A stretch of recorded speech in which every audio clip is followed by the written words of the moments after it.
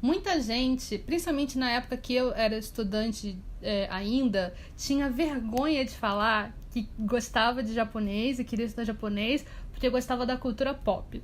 Eu sinto que isso tá bem menos hoje em dia, que as pessoas estão cada vez mais orgulhosas da sua origem otaku vindo pro japonês. Ah, não, eu gosto de japonês porque eu gostava de ver anime, porque eu quero entender anime sem legenda. E as pessoas agora estão mais tranquilas. Mas ainda tem gente que tem vergonha de dizer isso. Aí fica falando, eu gosto da cultura, assim, de modo geral, assim, bem genérico. Aí pergunta, mas o que você gosta da cultura? De tudo. A pessoa não responde. O que você tem a dizer pra essas pessoas? Me surpreende saber que ainda, porque como eu lido com cultura pop, assim, há 20 anos, eu acordo e vou dormir lidando com cultura pop japonesa, me surpreende até que alguém tenha vergonha. Eu acho que não tem que ter vergonha nenhuma. É um braço fortíssimo hoje da cultura japonesa, né? Cultura pop. O Japão se orgulha disso, né? Vai ter as Olimpíadas em Tóquio em 2020. Uma das frentes de divulgação da Olimpíada são os animes, são os games, são, né, cultura pop que o Japão produz. Então, o primeiro-ministro saiu do cano do Mario. Gente, se o primeiro-ministro do Japão ele emergiu de um cano no meio do estádio na cerimônia de fechamento da Olimpíada, você não precisa ter vergonha de nada disso. Tá? Porque, não, é uma bobagem, assim, eu acho que, lógico que tem pessoas mais tímidas, mas desconstrói isso na cabeça, porque a cultura pop japonesa, ela é super legal, ela é super rica, e ela é um material valiosíssimo para o aprendizado. Sim. Porque eu já fiz cursos tradicionais de japonês, quando eu tinha 13 anos, 14 anos, eu fiz vários cursos que eram muito lentos, e eram muito baseados em livros didáticos, questionáveis, na minha opinião, que era o que tinha na época e tal. E tem coisas que, por exemplo, que eu aprendi para conseguir compreender o que eu queria assistir, e não tô falando só de anime, tokusatsu, mas assistir uma novela, assistir um programa de variedades japonês, ou ouvir um podcast, maneiras com que eles se comunicam, que jamais era abordada num curso desses. Né? O curso que eu fiz até o fim. Eu fiz o básico, eu fiz o intermediário e eu fiz o avançado. E o avançado é sempre muito pequeno. Aí você descobriu que o avançado era o início do intermediário. Acontece muito né? isso. Era um semestre... O avançado do curso na turma avançada, assim. E o avançado era muito curto, né? Porque o que é o avançado? Né? O avançado é quando você começa por si só a consumir e aprender com o que você está consumindo. É um aprendizado até o fim da sua vida. Você vai sempre estar no avançado. Né? Então, um pouco... O lance avançado, ele existe, mas formatado, assim, em sala de aula é um pouco estranho, né? Tanto que no Nihongo, o pessoal que faz o nosso curso fechado, a gente tem uma frente de estudos que tem a tradicional... seria o avançado. Sim. Né? Tem uma frente que a gente vai módulos mesmo, e a gente dá o conhecimento básico para a pessoa, até intermediário e tal. E o avançado sou eu e a pessoa fazendo análises, pegando alguma coisa aqui da estante, e eu com a pessoa algumas páginas, indo balão por balão, estrutura por estrutura, e ela vai absorvendo. Até porque em japonês tem o kanji, que você aprende a sua vida toda. Os japoneses, eles não sabem todos os kanjis que existem. Não Acontece não muito do japonês pegar e não saber ler um kanji. Isso é uma coisa que acontece todo dia. Acontece, não saber escrever de cabeça, mesmo os japoneses, hein, que ainda escrevem à mão, muito mais do que a gente escreve português à mão, né? Eles escrevem porque o japonês ainda tem, né? A cultura japonesa é bem cerimonialista, né? Então tem muita coisa que envolve cartas, eles escrevem e tal. E mesmo assim eles não... E mesmo assim eles tem kanjis que eles não escrevem de cabeça. Então acho que uma coisa muito importante é assim, tira todo o seu julgamento de cima de você mesmo, né? Pra aprender. Tipo, vai... É o meu, né? Eu acho que uma coisa legal é você tirar essa pressão toda, né? Quando você vai aprender um idioma, né, japonês, assim, tipo, não, sabe, e medo de errar, e medo de ofender. Nossa, como tem isso, né? Medo de falar alguma coisa, tipo, erra bastante. Aquilo que a gente já falou, né? Tipo, erre bastante, pratique bastante, consuma bastante, faça muita imersão. Esse é o caminho que funciona. As pessoas também têm muito medo dos japoneses. Às vezes. Elas têm medo que os japoneses são muito sérios. Tem essa diferença de cultura brasileira e japonesa, que às vezes a gente é muito acolhedora, muito quente. Brasileira é muito quente, quer pegar, quer abraçar. E os japoneses não são assim. Mas isso não quer dizer que eles não gostem de você. Isso é uma coisa que eu sempre digo pros meus alunos, pessoal que assiste aqui o Eu Falo Japonês, porque a gente tem um jeito diferente de mostrar afeto, de mostrar respeito, e eles têm outro jeito. O que você tem a dizer disso? É interessante, né? Eu gravei um vídeo sobre isso pro Instagram hoje. Ah, foi? Ele ainda não foi pro ar, ele vai em algum momento pro ar. Um curtinho, falando sobre aistero. Aistero. Né? Que o povo, todo mundo conhece, eu te amo e tal. E os japoneses, mas não é bem assim, eles não falam aistero. Né? Eles quase não falam aistero. Né? O marido nunca fala pra mulher, nunca vai falar pro marido, pra família. Não existe isso. E porque tem a ver mais com a cultura ocidental, é uma palavra mais recente no japonês, não é nem uma palavra super antiga, do começo da era Meiji e tal. Isso reflete muito, assim, não é que porque os japoneses não são tão calorosos como nós, ou como o Ocidente de maneira geral, que eles não sejam calorosos, né? Que eles sejam o oposto de caloroso, que eles sejam frios, nada disso, eles não são. Eles são um povo mais tímido. A cultura japonesa é uma cultura que, sim, é muito distante da nossa em termos de convívio social, regras, esse tipo de coisa. Eles vivem um pouco numa bolha também da cultura deles. Existe uma timidez, né? Muita gente fala, eles são frios. Eles são tímidos, estão morrendo de vontade de conversar. Falar com você, mas eles não conseguem, porque da mesma maneira que a pessoa que fica intimidada quando vê um japonês e quer falar, mas não consegue, o japonês também está intimidado com você. Ele quer se comunicar com você, mas ele não consegue. Mas quando você quebra esse gelo, na grande maioria das vezes, são pessoas incríveis, generosas, que vão te ensinar, que vão querer aprender com você. Não tem tempo ruim, não tem climão. Eles, sabe, tem uma palavra que a gente falou, inclusive gravei sobre ela hoje também, em japonês, que é omoyari, né? Que é você se preocupar com o outro, você se colocar no lugar do outro e de uma maneira que não é forçada, uma maneira natural. Isso meio que dita as regras do Japão, né? Omoyari é uma palavra muito bonita e resume o que é o Japão. Então, não tenha medo, aprenda isso. Veja na prática o que é o omoyari à japonesa, porque é incrível, é incrível. Eu queria perguntar também pra você, que você trabalhou com muitos artistas japoneses e você agora é uma pessoa, o único brasileiro que pode dizer que participa com o Jam Project. Sim, tem essa honra. Como é isso pra você? Eu sempre fiquei muito curiosa, assim, como isso aconteceu? Porque eu otaka nos eventos, aí eu conheci o Ricardo, super legal, tava sempre lá junto com os japoneses, tava lá traduzindo pra eles. E eu vendo o Ricardo trabalhando com os japoneses, todo ano eu voltava do Anime Friends e pensava, eu vou estudar mais japonês. E eu voltava, eu ia pra minha faculdade, eu estudava japonês e eu pensava, algum dia eu vou trabalhar traduzindo pra japoneses também. Você me inspirou bastante, Olha, sabia? Que legal, que legal. E eu consegui isso, então você também pode conseguir. Mas uma coisa que eu observava você, e aí de repente o Ricardo entrou no Jam Project, o Ricardo cantou com a galera do Jam Project. Pra quem não conhece, Jam Project é um grupo que é bem focado em cantar e tocar e criar músicas pra anime. Aí eu queria saber como isso aconteceu, porque pra mim, que vi de fora, foi uma coisa assim, nossa, mas Ricardo, que legal. E inclusive, eu no Japão, quando a última vez que eu fui pro Japão, eu falei, não, vou cantar, quero cantar Skill. Aí eu fui lá cantar Skill no karaokê e era um vídeo, acho que era Skill, era um vídeo que tinha o Ricardo cantando. Olha, era um lá vídeo, no karaokê. Lá no karaokê. Era um vídeo daqueles ao vivo, tem a letra passando, né? Pra quem não conhece, karaokê é japonês. E às vezes tem uns vídeos especiais que são de clipes e etc. Enquanto você canta, aparece. E aí era de um show. E aí tinha o Ricardo lá, cara. Eu falei, puta, cara, que foda. Olha o Ricardo ali, cara. Foi muito legal isso. Pô, aí eu com os meus amigos, né, japoneses lá, eu conheço esse cara aí, é o Ricardo, ele é brasileiro. E as pessoas, sério? Né? Então foi uma coisa muito louca. Fala um pouco sobre isso. Você sabe que a minha entrada pro Jam Project aconteceu no ano... A entrada não, mas o embrião aconteceu no ano que a gente se conheceu. Sério? No Anime Friends 2004. Que legal! Quando eles vieram pra cá, eles cantaram com uma banda brasileira. E sempre quando eles cantavam com a banda, eles chegavam, sei lá, numa quinta-feira, fazia um ensaio com a banda na sexta e fazia um show no domingo, né? Muito rápido.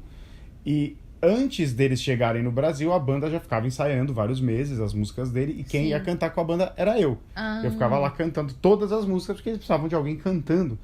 E eu cantava com muito prazer, adorava cantar e tal. Mas nunca pensei em ser cantor profissional, eu curtia, o pessoal me elogiava, fazia até uns showzinhos em eventos tipo AnimeCon, lá nos primórdios e tal. E aí, quando a gente foi fazer o ensaio de 2004, com os cantores japoneses já aqui, a gente alugou um estúdio e foi passar o som, a Masami Okui, que é uma das cantoras do Jump Project, ela tava gripada, ela tava de máscara. Eu lembro que ela tava de máscara. E ela não queria usar a voz no ensaio pra se E aí preservar. você cantou no lugar dela? E muito cara de pau.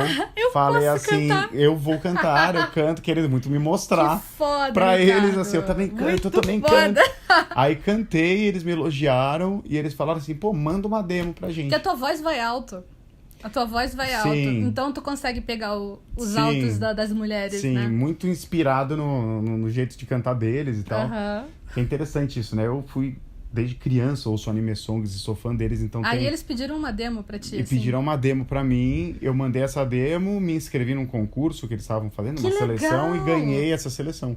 E aí me chamaram em 2005, um ano depois. Um ano depois. Eu fui pra lá e fiquei um tempão lá, viajei um monte de lugar, gravei música, gravei programas de TV. Nossa. Outro dia eu achei aqui em casa um DVD com uma série de 4 ou 5 programas da TV japonesa sobre a minha entrada no Jam. Que Eu com, tipo, foda. 23 anos, muito legal. Em breve eu vou divulgar essas imagens. Não, por favor, eu quero. Mas, nossa, muito legal mesmo. Eu todos, sabe, assim, olhinho brilhando. E, pô, aprender japonês, assim, saber falar japonês... Ajudou muito, né? Me abriu essa porta. Sim. Poder trabalhar no Japão, né? Conseguir Se realizar você um não sonho. soubesse falar, não seria a mesma coisa. Não seria a mesma coisa, e acho que não teria nem condição, porque eu precisava ter uma comunicação com o público, preciso falar com o público, né? E hoje eu tenho orgulho de fazer parte dessa banda, representar o Brasil, não só cantando, mas também compondo, né? Compondo músicas e compondo letras em japonês que são gravadas e lançadas no mercado lá. Então é muito, muito, muito legal, assim. E tudo isso graças a essa paixão original de assistir Tokusatsu e ficar copiando kanji com 10 anos de idade. Poxa, viu, gente? A paixão de vocês leva vocês muito longe. Sim, Muito mais longe do que vocês sequer imaginam. sim. Aí eu queria aproveitar agora pra perguntar como foi, assim, voltando um pouco. Eu acho que você trabalhou com tradução de mangá antes, não foi? Ou foi depois? Eu trabalhei com... Foi durante o Jump Project. Assim, eu tava... Ou foi... Não, foi antes. Foi antes, né? Foi 2003, Um pouquinho 2004, 2005 Você eu ainda continuou, fazia. né? Mas Fiz começou um pouco antes, né? e depois eu parei, Sim. Como eu é que é fiz... traduzir mangás pra Então, você? eu trabalhei 4 anos na editora Conrad, né? Não como tradutor naquela época, como jornalista. Sim. Eu nunca fiz faculdade de jornalismo, mas eu era especialista. Sim, você tinha né? que Como eles precisava. chamavam. Eu entendia Do bastante. universo que eles precisavam. E aí eu trabalhei na revista Herói, eu trabalhei na revista Pokémon Clube, na revista Nintendo World, eu trabalhei um monte de coisa lá e peguei o começo do lançamento de mangás no Brasil. Isso foi muito legal. Isso foi uma experiência também incrível que eu passei. Os primeiros mangás de Cavaleiros e Dragon Ball, que foram lançados em preto e branco com sentido invertido de leitura, foi uma decisão da Conrad Editora, na época que eu estava lá. Que lançou tendência, né? Lançou tendência, o mercado achou que a editora estava louca, que não ia vender nada, que ia declarar falência, e pelo contrário, criou uma moda que hoje, né, se a gente tem tanto mangá aí, foi a coragem dos caras da Conrad de embarcar nisso, né? E eu peguei toda essa fase, aí depois que eu saí da Conrad, eu continuei fazendo freela para Conrad, trabalhando como freelancer, como tradutor. Eles estavam com muitos títulos, E precisavam eu tava afim de trabalhar em casa, eu não tava mais afim de trabalhar fora, eu queria ficar em casa, fazendo minhas coisas. Home office, e eu comecei traduzindo Fushigi-Yugi, a série já tinha começado, eu peguei acho da metade pro final, e aí começou a aparecer um monte de trabalho de outras editoras. Eu fiz pra JBC BTX, que é do mesmo autor do Cavaleiros. Do Kurumada. Do Kurumada, eu fiz inteira a série do BTX. Depois eu fiz Naruto, o começo, depois eu fiz Bleach, eu fiz Trigun, eu fiz Mouse, eu fiz Nossa, Love, Mouse. negócio... Alguém aqui conhece Mouse? É um mais picante, é bem né? obscuro. Eu fiz... que mais? Eu fiz Love Junkies, que também é meio erótico. Love Junkies é meio... Love Junkies é hentai. Eu fiz tanta coisa, eu juro, eu fiz tanta coisa que eu nem me lembro. Eu fiz uns one-shot baseado em literatura pra Panini. Que saíram, Eu fiz dezenas, eu gostava muito. Só que assim, traduzir mangá me tomava a vida. Demora. Eu precisava entregar às vezes 2 por semana. Você imagina? O processo de tradução é cansativo. Eu precisava entregar pra editora 2 por semana. Nossa, cada um tem 2 volumes? Meu Deus. Cada um tem 400 páginas. Você trabalhava mangá. Muito. 400 páginas. Não, mas é muita coisa. É muito. É muita coisa, até porque é um processo muito criativo. Você não pode traduzir tudo de qualquer jeito. Você tem que pensar como é que isso aqui é uma piada, como é que isso aqui vai ficar mais engraçado em português. Era assim, cansa muito. Era bem puxado, ficava madrugadas traduzindo. Teve uma situação no BitX assim, que eu queria morrer, eu queria jogar pela janela o mangá. Que eu tava traduzindo, eu falei, que bom que eles vão lutar agora, porque quando eles lutavam tinha pouco texto. Não vão falar nada. Não vão falar nada. Aí você achou, e daí ele tava lutando com um cara, eu virei a página, era uma página dupla, aquelas que a ilustração pega as duas páginas. Juro, a gente contava os balões, né? Balão 1, tradução, balão 2. Tinha, assim, 200 balões. E era o vilão que ele... Contando todo o plano dele. Ele era um filósofo. Tá. E ele resolveu descrever a filosofia do mundo. Meu Deus, no meio naquelas da luta. duas páginas, no meio da luta. Porque você vai entender através da filosofia como você não é um ser humano que se preze. Por que eu vou matar você? Entenda. E começava da Grécia Antiga ao longo de 200 balões. Gente, eu quase chorei traduzindo. Aí fiquei uma madrugada. Muito mais uma madrugada. Eu acho que eu fiquei alguns dias. E esse tipo de coisa pesquisando. Você tem que pesquisar, exatamente isso que eu ia dizer. Não tem na cabeça as palavras. Você não tem como traduzir assim direto. E é muito legal porque você aprende muita coisa. Você aprende sobre filosofia, sobre Tetsugaku, sabe? Que era um assunto que eu não sabia na época. E isso é muito legal. Isso é na prática fazer a imersão, isso é na prática estudar com mangás. É meio que esse tipo de experiência que eu promovo com meus alunos, sabe? De fazer eles fazerem coisas assim. E daí você, mesmo que seja negativo, que o impacto eu queria rasgar aquela página. Mas aquilo me trouxe coisas boas, né? Me trouxe conhecimento. Então, muito legal, muito legal. Aí depois que eu traduzi durante uns 2, 3 anos, eu parei porque eu não conseguia mais dar conta da minha carreira de músico. Eu precisava fazer shows, eu precisava compor, eu precisava cantar, Você teve que escolher. Não dava. Eu não tinha mais tempo de ficar sentado traduzindo, senão eu não fazia as outras obrigações. Eu tinha que fazer uma decisão.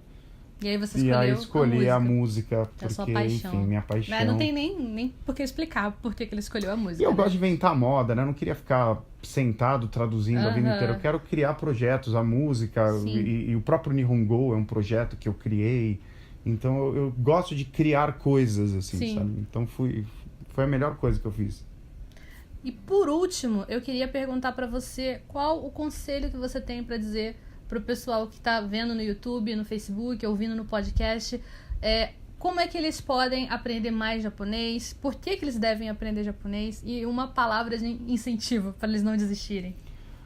Olha, todo mundo pode aprender japonês. Eu acho que a primeira coisa que tem na cabeça é isso. Tem que ter na cabeça é isso. Não é impossível mesmo.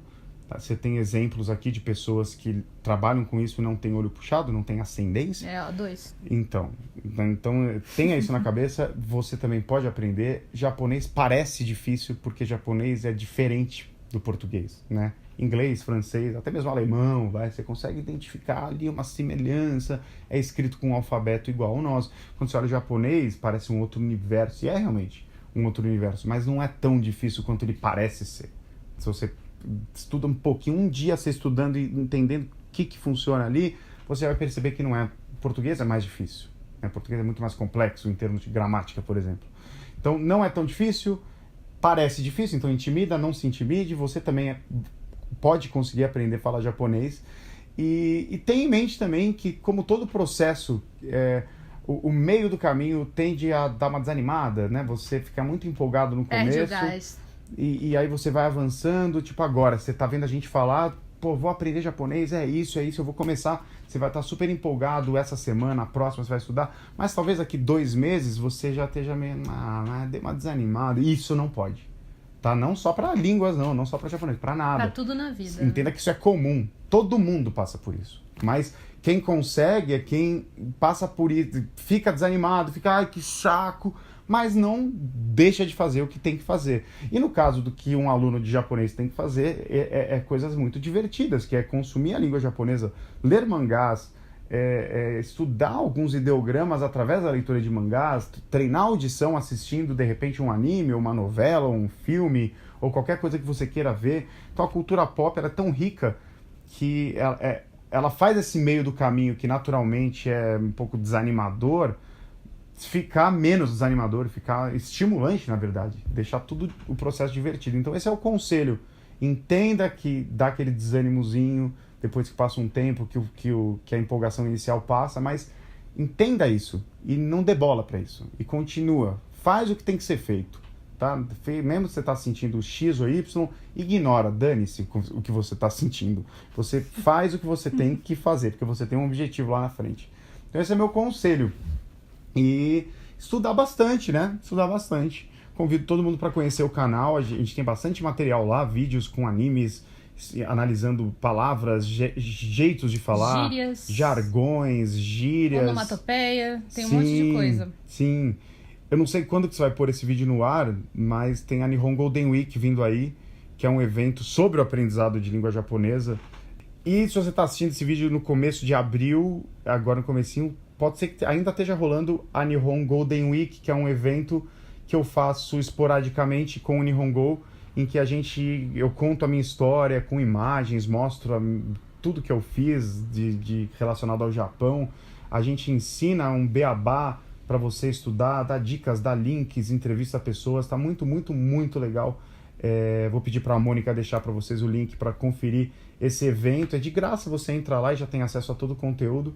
Então é isso aí, não deixa para depois não. Aprender japonês muda vidas, como mudou a nossa, e faz você realizar vários sonhos que você ainda, de repente, nem tenha ideia. Eu não tinha ideia que eu fosse entrar para uma banda de anime song e compor música para tokusatsu, que eu assistia quando era criança.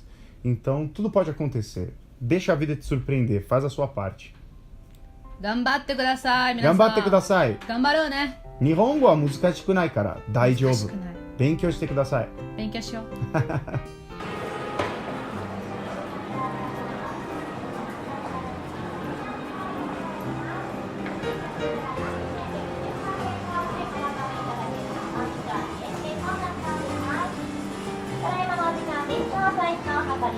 もうすぐのご案内となっておりますので、お流しのないようお覧くださいませ。